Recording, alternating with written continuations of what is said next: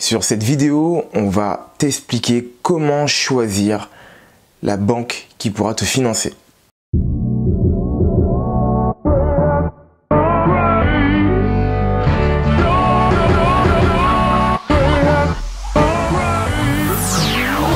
Salut à toi ambitieux, salut à toi ambitieuse, bienvenue sur ma chaîne YBA Courtage, ou plutôt devrais-je dire bienvenue sur ta chaîne. Je me présente pour ceux qui ne me connaissent pas encore. Roméo, je suis courtier en prêt immobilier, j'accompagne les particuliers et les investisseurs dans l'achat d'une résidence principale ou d'un investissement locatif. Et l'objectif de ces chaînes, il n'est pas compliqué. C'est de donner quelques petites astuces qui vont te permettre de shooter ton prêt et de l'avoir dans les meilleures conditions. Pour ceux qui ont l'habitude de me suivre, vous l'aurez remarqué, le décor a un peu changé. Je vous prie de m'excuser s'il y a des bruits par avance, je suis en plein déménagement.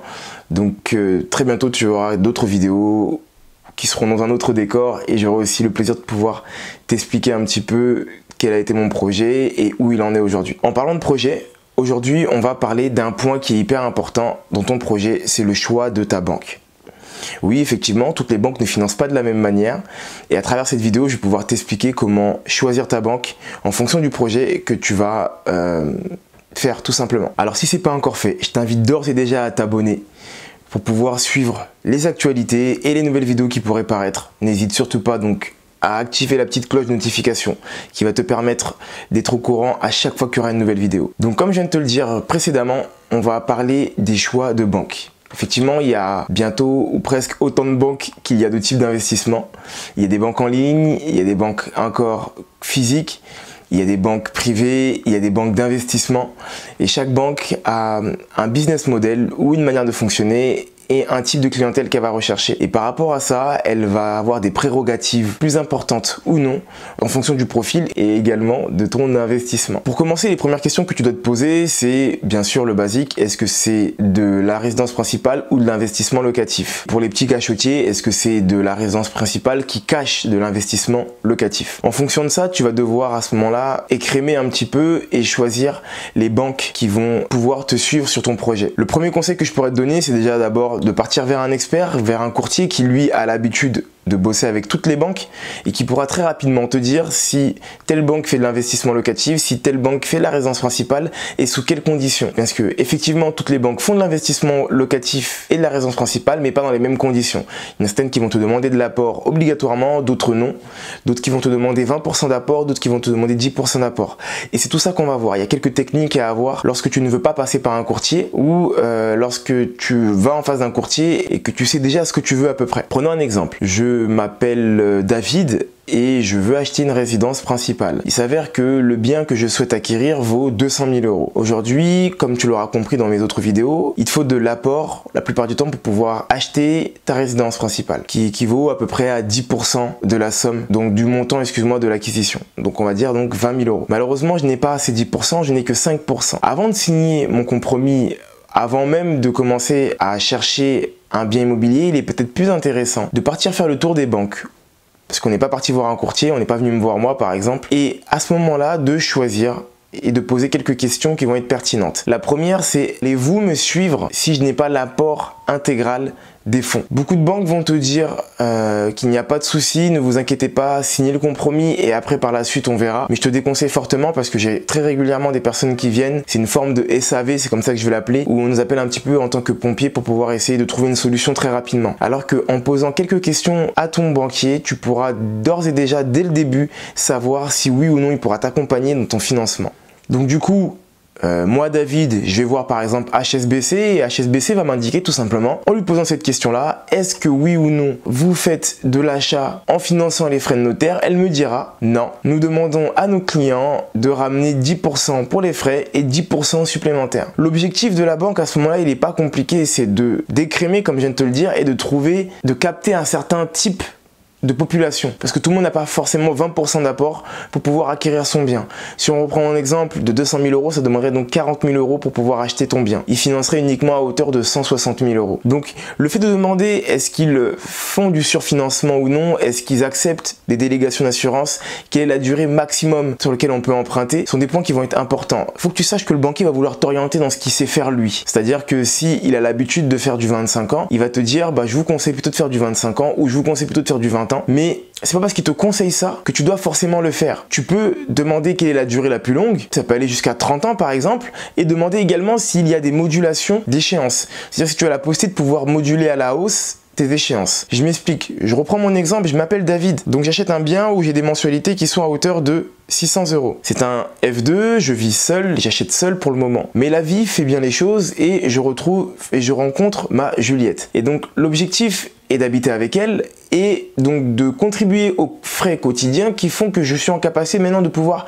augmenter mes échéances. Certaines banques comme la Banque Postale ou la Société Générale ne permettent pas d'excéder 15% de la mensualité initiale. Donc sur mes 500 €, tu prends 15% et tu ne pourras pas aller au-delà. Pour aller en dessous, il faut que tu aies déjà amorti pendant 2 ans. Donc il y a quand même certaines contraintes. Alors que certaines banques vont te permettre d'augmenter tes mensualités à hauteur de 50%, voire même 100% de la mensualité, en fonction de tes revenus bien sûr.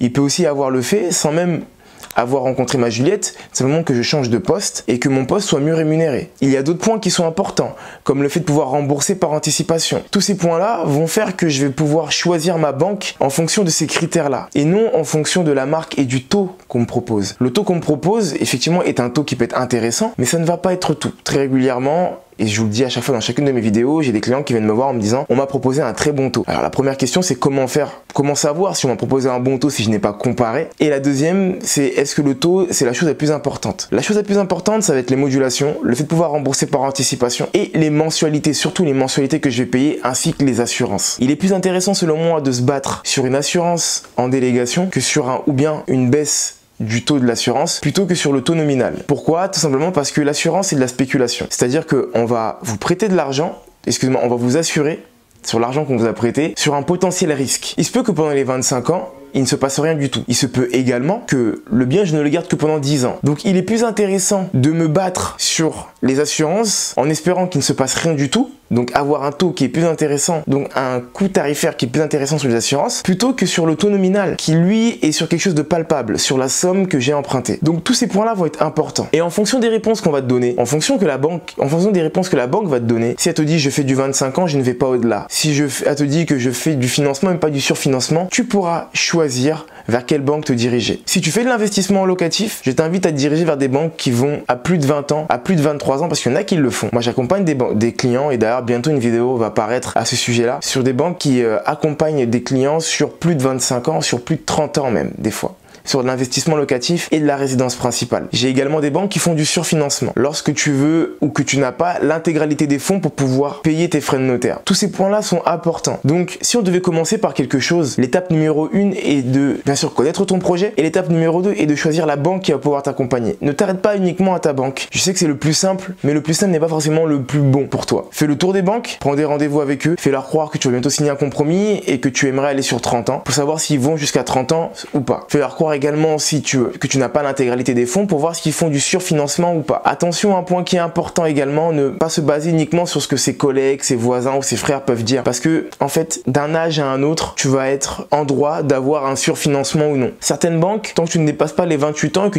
tu touches pas en dessous de 2200 €, vont pouvoir t'accompagner en surfinancement. Et dépasser cet âge-là, tu ne pourras plus le faire chez eux. Dans le cadre d'un investissement locatif, le plus important pour toi est de savoir la méthode de calcul qu'ils vont avoir. Est-ce qu'ils vont avoir une approche classique ou une approche différentielle? 90% des banques, ont une approche classique. Mais ça coûte rien de demander est-ce qu'ils ont l'approche des deux ou pas. Et en fonction de ton patrimoine, est-ce qu'ils sont prêts à te suivre en hypothèque, etc., ou faire du surfinancement. Tous ces points-là sont des points qui sont hyper importants pour toi lorsque tu vas faire un investissement locatif, et également la durée. Base-toi sur la durée, surtout si tu envisages de faire du cash flow, comme j'ai expliqué dans une autre vidéo qui parle justement des durées, qui va donc te permettre de pouvoir générer un excédent entre la mensualité et le loyer que tu vas percevoir. Tous ces points-là sont hyper importants. Et voilà, c'est la fin de cette vidéo. J'espère qu'elle t'aura plu. Si c'est le cas, n'hésite pas à mettre un gros pouce et également à me suivre et balancer quelques commentaires qui pourront me permettre d'affiner les vidéos ou d'être plus explicatif si c'est pas le cas. Entre temps, je t'invite également à partir sur les liens qui sont juste en bas. Juste en bas, il y a des liens et il y a un cadeau. Le plus important, c'est les 5 clés qui vont te permettre d'obtenir ton financement. Avec ce cadeau, tu vas pouvoir comprendre comment draguer ton